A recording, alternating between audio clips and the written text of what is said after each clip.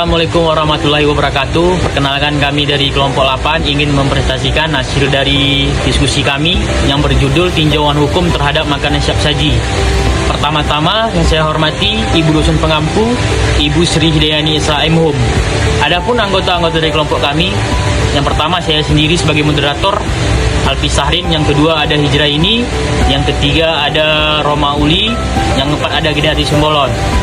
Dan yang akan dilanjutkan pemateri selanjutnya adalah saudara kita Hijrah ini. Menjelaskan tentang definisi makanan siap saji. Makanan siap saji adalah kategori kuliner yang mudah dikemas, mudah disajikan instan maupun diolah memakai secara simpel, serta tadi pun umumnya dibuat industri pengolahan pangan memakai teknologi tinggi dan menyimpan banyak sekali zat aditif buat mengawetkan dan menyimpan cita rasa untuk produk tersebut. Bagi segi gizinya, yang dimakan fast food ialah kategori kuliner yang memiliki kalori, lemak, garam, gula yang besar, akan tetapi rendah akan kandungan serat, nutrisi, asam akrobat, kalsium dan folat. Fast food tidak mesti dihindar, namun dibatasi. Itu tidak dikonsumsi setiap hari, namun harus cukup sekali maupun 2 kali sebulan. Baiklah, selanjutnya saya akan menjelaskan tentang regulasi hukum terkait pembuatan dan penjualan makanan siap saji. Regulasi hukum terkait makanan siap saji di Indonesia diatur dalam Undang-Undang Pangan Nomor 18 Tahun 2012 yang mengatur tentang keamanan pangan, Peraturan Pemerintah tentang Keamanan Pangan, dan Standar Nasional Indonesia atau SNI untuk makanan. Undang-Undang Pangan bertujuan untuk melindungi konsumen dari makanan yang tidak aman atau tidak layak konsumsi. Sedangkan peraturan pemerintah dan SNI digunakan sebagai acuan dalam pengawasan dan pengendalian mutu makanan siap saji yang akan dilanjut oleh teman saya. Baiklah, di sini saya akan menyampaikan tentang perlindungan hukum terhadap konsumen. Perlindungan hukum terhadap konsumen dalam hal pembelian makanan siap saji diatur dalam Undang-Undang Perlindungan Konsumen yang memberikan hak-hak konsumen untuk mendapatkan informasi yang jelas dan benar mengenai makanan yang akan dibeli, serta hak untuk mengajukan komplain jika terjadi masalah terkait dengan makanan yang dibeli. Adapun pasal 4 Undang-Undang Perlindungan Konsumen mengatur tentang 9 hak-hak yang dimiliki konsumen, yaitu yang pertama, hak konsumen memperoleh keamanan. Hak atas keamanan dan keselamatan ini dimaksudkan untuk menjamin keamanan dan keselamatan konsumen dalam penggunaan barang atau jasa yang diperolehnya, sehingga konsumen dapat terhindar dari kerugian fisik maupun psikis apabila mengkonsumsi suatu produk. Yang kedua, hak untuk mendapatkan informasi yang benar. Hak yang dimaksudkan agar konsumen dapat memperoleh bayangan yang benar tentang suatu produk yang akan dibelinya dan sesuai kebutuhannya, serta terhindar dari kerugian akibat kesalahan dalam penggunaan produk. Yang ketiga, hak untuk memilih. Tentu maksudnya adalah agar setiap pembeli berhak menentukan barang yang akan ia pilih sebagai kebutuhan yang akan digunakan tanpa adanya tekanan atau pengaruh lain dari pelaku usaha.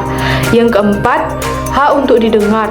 Hak ini dapat berupa pertanyaan tentang berbagai hal yang berkaitan dengan produk-produk tertentu apabila informasi yang diperoleh tentang produk tersebut kurang memadai, ataukah berupa pengaduan atas adanya kerugian yang telah dialami akibat penggunaan suatu produk. Hak yang kelima ialah hak untuk diperlakukan atau dilayani secara benar dan jujur serta tidak diskriminasi.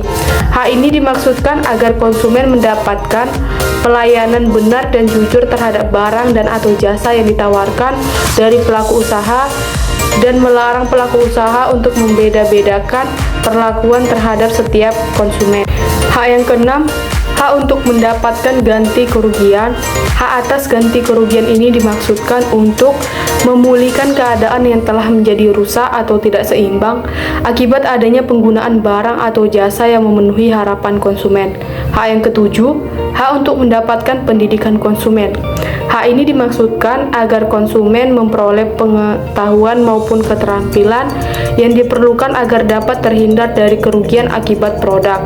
Hak yang kedelapan ialah hak untuk mendapatkan produk barang dan jasa sesuai dengan nilai tukar yang diberikan. Hak ini dimaksudkan untuk melindungi konsumen dari kerugian akibat permainan harga secara tidak wajar. Hak yang kesembilan ialah hak untuk mendapatkan penyelesaian hukum. Hak ini tentu saja dimaksudkan untuk memulihkan keadaan konsumen yang telah dirugikan akibat penggunaan produk melalui jalur hukum. Nah, hak-hak konsumen yang disebutkan di atas terlihat bahwa masalah kenyamanan, keamanan, dan keselamatan konsumen merupakan hal yang paling utama dalam persoalan perlindungan konsumen. Hak tersebut dapat dikaitkan pula dengan hak atas kenyamanan, keamanan, dan keselamatan dalam konsumen barang atau jasa, khususnya terhadap produk pangan kemasan yang kadaluarsa. Penjelasan dari saya yaitu upaya penegakan hukum terhadap pelaku usaha makanan siap saji menurut hukum positif untuk menyelesaikan sengketa yang memberikan perlindungan bagi konsumen. Upaya penegakan hukum yang dapat dilakukan untuk memberikan perlindungan kepada konsumen pangan siap saji dapat dilakukan dengan merujuk pada berbagai ketentuan yang ada dalam Undang-Undang Nomor 8 Tahun 1999 tentang perlindungan konsumen yang mengatur proses penegakan hukum yang muncul karena ada sengketa konsumen. Mengenai upaya penegakan hukum dalam rangka penyelesaian kerugian dalam sengketa konsumen terdapat dua langkah yang dapat ditempuh oleh konsumen yang mengalami kerugian akibat mengkonsumsi pangan siap saji, yaitu yang pertama melalui gugatan perdata pengadilan negeri atau litigasi. Konsumen yang mengalami kerugian akibat produk pangan siap saji dapat menuntut keadilan dengan menggunakan jalur pengadilan dengan menuntut secara perdata melalui gugatan ke pengadilan negeri. Langkah ini telah diatur dalam pasal 45 ayat 1 Undang-Undang Nomor 8 Tahun 1999 tentang perlindungan konsumen. Ketentuan ini menunjukkan bahwa Undang-Undang Perlindungan Konsumen menganut prinsip pembuktian terbalik dalam perkara penyelesaian sengketa konsumen. Artinya pelaku usaha dibebani kewajiban untuk membuktikan bahwa kerugian yang diderita oleh konsumen bukan akibat dari kesalahannya. Aturan ini bertujuan untuk memberikan perlindungan konsumen karena tidak memiliki pengetahuan yang memadai mengenai komposisi, bahan, dan pengawet yang digunakan dalam pengelolaan pangan yang ditawarkan oleh pelaku usaha, sehingga undang-undang mewajibkan pelaku usaha wajib untuk membuktikannya. Yang kedua, penyelesaian secara musyawarah di luar pengadilan atau non-litigasi. Upaya untuk mewujudkan perlindungan konsumen pangan siap saji melalui selain menempuh jalur litigasi juga dapat ditempuh jalur non-litigasi atau musyawarah. Apabila para pihak bersepakat sengketa yang terjadi antara mereka diselesaikan secara cepat, efisien, dan murah, maka jalur non-litigasi atau musyawarah dapat menjadi pilihan. Penyelesaian dengan musyawarah ini diatur dalam pasal 45 ayat 2 Undang-Undang Nomor 8 Tahun 1999 tentang perlindungan konsumen yang menegakkan bahwa penyelesaian sengketa konsumen dapat ditempuh melalui pengadilan atau di luar pengadilan. Berdasarkan pilihan sukarela para pihak yang bersengketa, pilihan penyelesaian sengketa melalui non-litigasi seperti mediasi dan alternatif penyelesaian sengketa lainnya dapat ditempuh karena memiliki beberapa keuntungan, yaitu yang pertama, penyelesaian dilaksanakan secara damai atau kekeluargaan.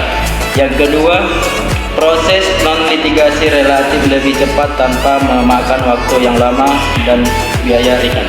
Dan yang ketiga, melalui musyawarah para pihak dapat menyelesaikan persoalan secara arif dan bijaksana dengan memperhatikan kepentingan konsumen dan pelaku usaha.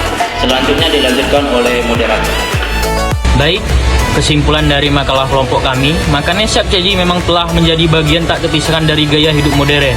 Kemudian akses kepraktisan dan keberagaman pilihan rasa membuat makanan siap saji begitu populer. terutama di tengah kesibukan kehidupan modern. Namun di balik kemudahan dan kepraktisan tersebut, terdapat potensi bahaya mengintai, yaitu masalah keamanan pangan dan perlindungan konsumen. Oleh karena itu, regulasi hukum yang jelas dan tegas sangat diperlukan untuk mengatasi masalah keamanan pangan dan perlindungan konsumen. Regulasi harus menetapkan standar keamanan pangan yang ketat, meliputi batas maksimum bahan tambahan pangan, prosedur pengolahan yang higienis, dan maksimum bahan tambahan pangan, prosedur pengolahan yang higienis, dan persyaratan penyimpanan distribusi yang aman, pengawasan dan pengendalian oleh lembaga terkait, seperti Badan Pengawas Obat dan Makanan (BPOM) dan Dinas Kesehatan harus dilakukan secara ketat untuk memastikan kepatuhan pelaku usaha terhadap aturan keamanan pangan. Terima kasih. Sekian presentasi dari kami. Jika ada